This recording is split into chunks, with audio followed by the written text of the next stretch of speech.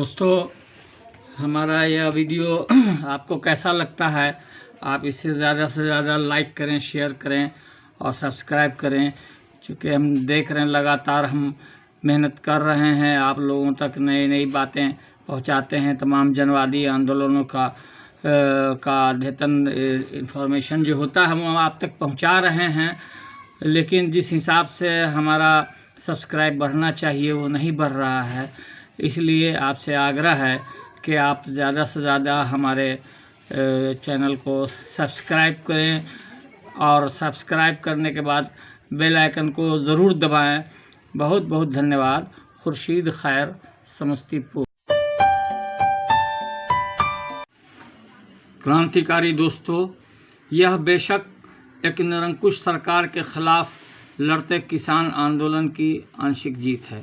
हम चर्चा कर रहे हैं आज जो दिल्ली में अपनी 3 प्रमुख मांगें, जिसमें ख़ास करके भारत सरकार द्वारा लाए गए काले कानून, किसान कृषि काले कानून को वापस लेने के सवाल पर संघर्षरत किसानों की हम चर्चा कर रहे हैं। दोस्तों, अंगद के पांव की तरह दिल्ली बॉर्डर पर जमे किसानों ने कल की वार्ता में अहंकारी मोदी शाह के पराली जलाने पर जुर्माना और बिजली संशोधन विधेयक को पीछे हटने के लिए मजबूर कर दिया।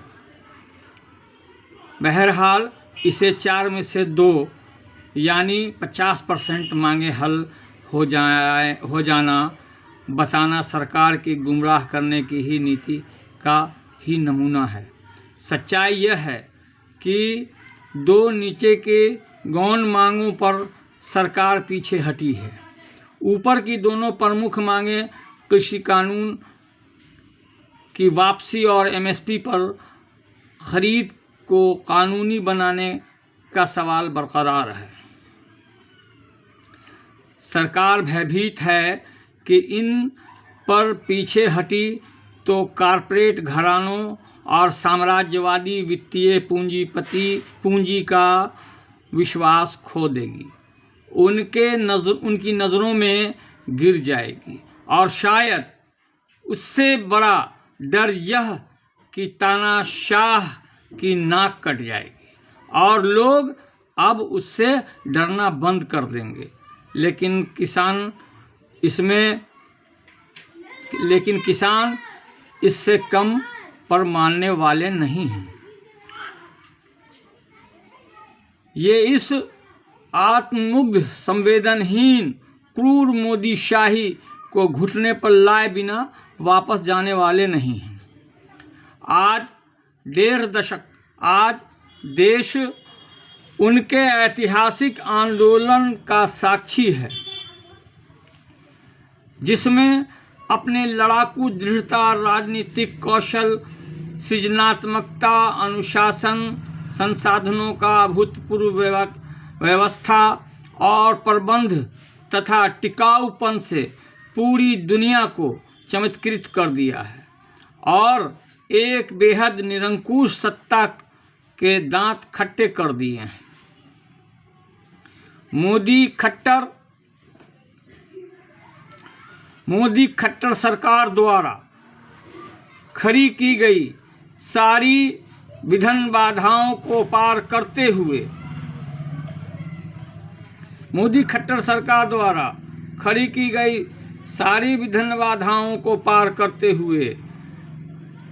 वे न सिर्फ राजप्रसाद के सिंह द्वार पर दस्तक देने में कामयाब रहे, वरन बेहद शांतिपूर्ण ढंग से 1 महीने से अधिक समय से दिलेरी के साथ वे दिल्ली की निरंकुश सत्ता के खिलाफ डटे हुए हैं। आंदोलन अनुशासित और व्यवस्थित ढंग से तो संचालित हो ही रहा है, यह बेहद रचनात्मक भी है। सरकार के प्रचार तंत्र और गोदी मीडिया का मुकाबला करने के लिए आंदोलन का अखबार भी निकल रहा है और ऑनलाइन पोर्टल भी चल रहा है। भारत ही नहीं, विश्व इतिहास के इस अनोखे आंदोलन की विविध पहलुओं के बारे में आने वाले न जाने कितने सालों तक इतिहासकार, बुद्धिजीवी अनेक कोणों से शोध करते रहेंगे। इसके पीछे जहां कुशल वरिष्ठ नेतृत्व, वेटरन लीडरशिप में लंबे समय से चल रही वैचारिक सांगठनिक तैयारी है, वहीं इसके अपराजय प्रहार क्षमता, शौर्य तथा सृजनात्मकता के पीछे की प्रमुख ताकत पंजाब की युवा पीढ़ी है। दरअसल पंजाब के युवाओं के लिए ये कानून दोहरी त्रासदी का सबब बनकर आया है।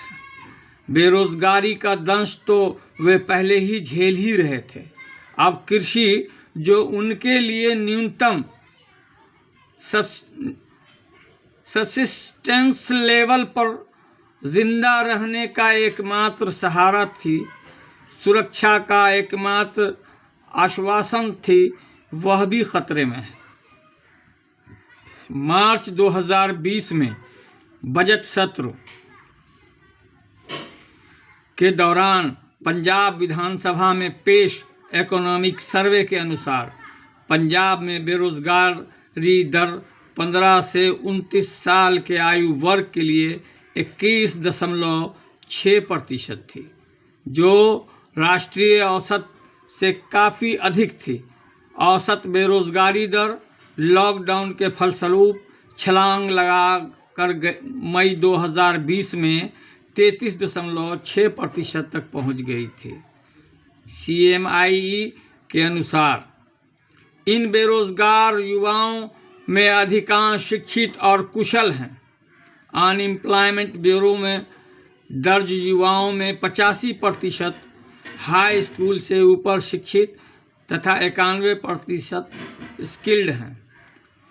बेरोजगारी की पीड़ा कैसे इस आंदोलन की एक क्रूशियल मोटिव फोर्स है, इसे इस तथ्य से भी समझा जा सकता है कि जिन 3 राज्यों पंजाब, हरियाणा, राजस्थान की मौजूदा किसान आंदोलन में भागीदारी सर्वाधिक है, वे बंगाल, बिहार, झारखंड के अतिरिक्त देश के सर्वाधिक बेरोजगारी दर वाले राज्य हैं। हरियाणा में यह 25%, तो राजस्थान में 18.6% है। शायद इसीलिए देश का सर्वाधिक बेरोजगारी दर वाले हरियाणा को मोदी खट्टर लाख कोशिश के बावजूद पंजाब के खिलाफ खड़ा नहीं कर सके। दरअसल हरित क्रांति का केंद्र रहे पंजाब में समृद्धि आई, शिक्षा का स्तर उन्नत हुआ, लेकिन औद्योगिकरण नहीं हुआ। फलस्वरूप बड़े पैमाने पर युवा बेरोजगार हुए, जिनमें डिग्री, डिप्लोमाधारी, उच्च शिक्षा प्राप्त नौजवानों की भारी संख्या शामिल है। जाहिर है, शिक्षा के स्तर के अनुरूप उनके लिए सम्मानजनक रोजगार के अवसर उपलब्ध नहीं थे, जिसने उनके अंदर गहरी कुंठा और हताशा को जन्म दिया। आखिर 80 के दशक में हरित क्रांति के संकट से उपजे किसान आक्रोश के विस्फोट से, जो बेशक धार्मिक राजनीतिक आवरण में था, निपटने की तत्कालीन प्रधानमंत्री इंदिरा गांधी की कुटिल चालों ने अंततः पंजाब को आतंकवाद के रास्ते पर धकेल दिया, जिसके लंबे अंधेरे दौर में बेरोजगार युवा ही चारा बने। दुर्भाग्यवश उस त्रासदी से कोई बड़ा नीतिगत सबक नहीं लिया गया। पंजाब में औद्योगिकरण की दिशा में गैर कृषि रोजगार सृजन के क्षेत्र में कोई बड़ा गतिरोध भंग नहीं हुआ। उल्टे बाद में वर्षों में बड़े पैमाने पर उद्योग का विनाश ही हुआ है, विशेषकर 2010 के बाद से। जालंधर, गुरदासपुर, मंडी, गोविंदगढ़, लुधियाना के मैन्युफैक्चरिंग कल्चर्स उजड़ते जा रहे हैं। बड़े पैमाने पर क्लोजर्स हो रहे हैं। रोजी रोटी की तलाश में भारी तादाद में नौजवान विदेश चले गए। किसानों ने खेत बेचकर बेटों को बाहर भेजा। US, कनाडा, ब्रिटेन, ऑस्ट्रेलिया विदेशों की ओर माइग्रेशन और ब्रेन ड्रेन में पंजाब केरल के बाद देश का दूसरा सबसे बड़ा राज्य बन गया। दूसरी ओर बेरोजगारी और असुरक्षा का माहौल में युवा बड़ी तादाद में डिप्रेशन, शराब और ड्रग्स की चपेट में आते गए। देखते देखते यह पंजाबी समाज का नासूर बन गया। 2015 में एम्स द्वारा करवाए गए एक अध्ययन के अनुसार पंजाब में 2 लाख ड्रग एडिक्ट्स थे, लेकिन 2017 की सरकारी रिपोर्ट के अनुसार 15 से 35 वर्ष के आयु समूह में 8,60,000 युवा किसी न किसी फॉर्म में ड्रग की चपेट में थे, जो राष्ट्रीय औसत के 3 गुना से अधिक है। पंजाब आतंकवाद से निकलकर नारकोटिक आतंकवाद की गिरफ्त में फंस गया। नेशनल मेंटल हेल्थ सर्वे 2016-17 के अनुसार पंजाब में आबादी के 18% से अधिक लोग मानसिक बीमारी के शिकार हो रहे हैं, जो राष्ट्रीय औसत से काफ़ी अधिक है। ऐसे लोग की तादाद 20 लाख से ऊपर है। जो भी हो, भयावह बेरोजगारी के दौर में आज युवा पीढ़ी भी अंततः कृषि पर ही किसी न किसी रूप में एम्प्लॉयमेंट या रिक्वेस्ड अनएम्प्लॉयमेंट के फॉर्म में निर्भर है। उन्हें सरकारी नौकरी, शिक्षा के अनुरूप रोजगार तो नहीं ही मिला। कृषि के माध्यम से जो आजीविका की सुरक्षा मिली थी, वह समस्याग्रस्त तो पहले से थी। अब इन 3 कृषि कानून के माध्यम से पूरी तरह उसके छिन जाने का खतरा उनके सामने आकर खड़ा हो गया। इसने पंजाब की समूची युवा पीढ़ी के समक्ष अस्तित्व का अभूतपूर्व संकट खड़ा कर दिया। यह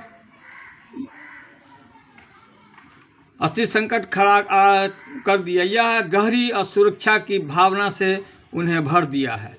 इस त्रासदी के एहसास तब और गहरा गया जब उन्होंने देखा कि यह सब उस मोदी जी के राज्य में हो रहा है, जिन्होंने भारत को चीन की तरह मैन्युफैक्चरिंग हब बनाकर घर घर रोजगार पैदा करने और किसानों की आमदनी दोगुना करने का सब्ज़बाग दिखाया था और उनका एकमुश्त वोट झटक लिया था।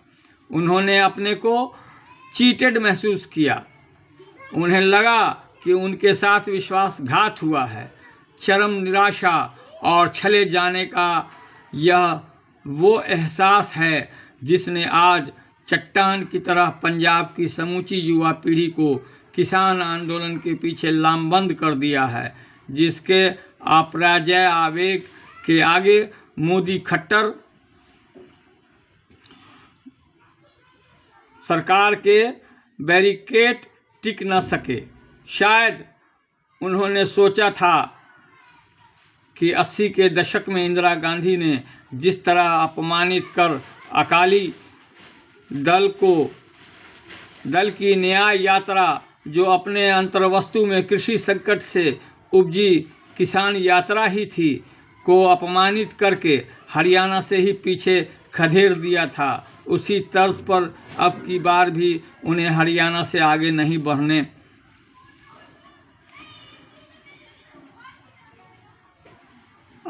बढ़ने देंगे। पर यही वे चूक कर गए। वे यह नहीं समझ सके कि समय बदल गया है।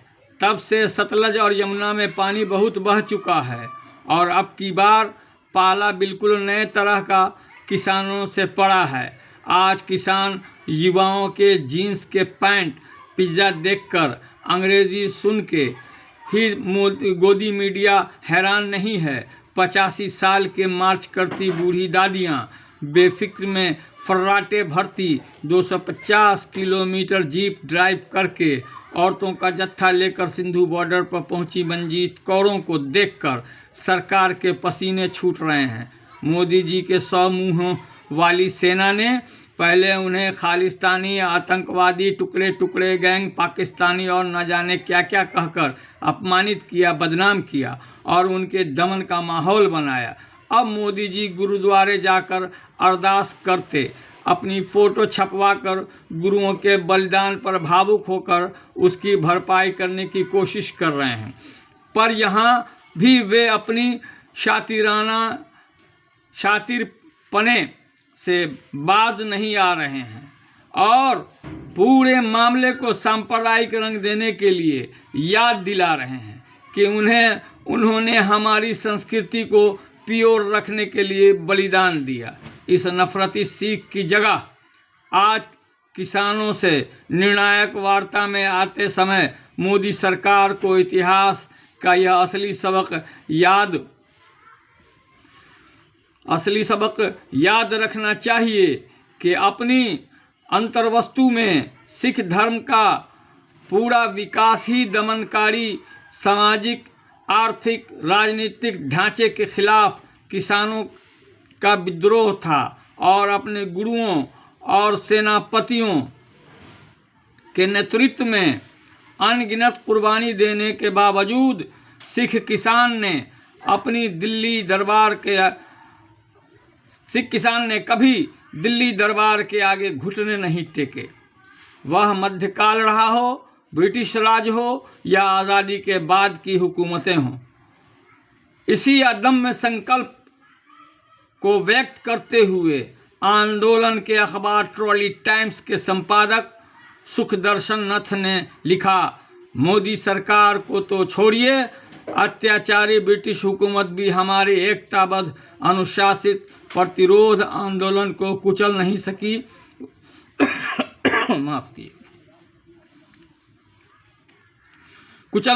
उकसावे और बंटवारे की साजिश का जवाब हम धैर्य, एकता और सतर्कता से देंगे। हम लड़ेंगे, हम जीतेंगे। आज तो पंजाब के किसानों और जवानों के साथ पूरे देश के किसानों की ताकत जुड़ चुकी है। सबसे ताज़ा सबूत पटना में 29 दिसंबर अखिल भारतीय किसान महासभा व अन्य वाम जनतांत्रिक संगठन के नेतृत्व में किसानों का जुझारू राजभवन मार्च है। बेहतर हो कि मोदी सरकार अपनी कारपोरेट भक्ति के बजाय से बाज आए, अपनी अहंकारी हठधर्मिता का त्याग करे और किसानों की मांगें स्वीकार कर उनसे उन अनगिनत तकलीफ़ों के लिए, उन ज़ख्मों के लिए माफ़ी मांगे जो अपनी संवेदनहीनता, क्रूरता से उसने उन्हें दिया है। नया साल किसानों के लिए खुशी लाए, तभी हमारा देश और लोकतंत्र भी खुशहाल होगा। बहुत बहुत धन्यवाद। खुर्शीद खैर, समस्तीपुर। दोस्तों, आपको हमारा ये वीडियो कैसा लगा? इसे ज़्यादा से ज़्यादा लाइक करें, शेयर करें और सब्सक्राइब करें। हम लगातार जब से हम अपने चैनल को हमने स्टार्ट किया है, हम आप लोगों के बगैर किसी आर्थिक सहयोग के हम अपने दम पर इस चैनल को हम चला रहे हैं। और अफसोस ये है कि हम हमेशा नए नए जो भी क्रांतिकारी आंदोलन चल रहे हैं, हम उसकी रिपोर्ट आप तक पहुंचाने का प्रयास करते हैं, लेकिन जिस रफ्तार से हमारा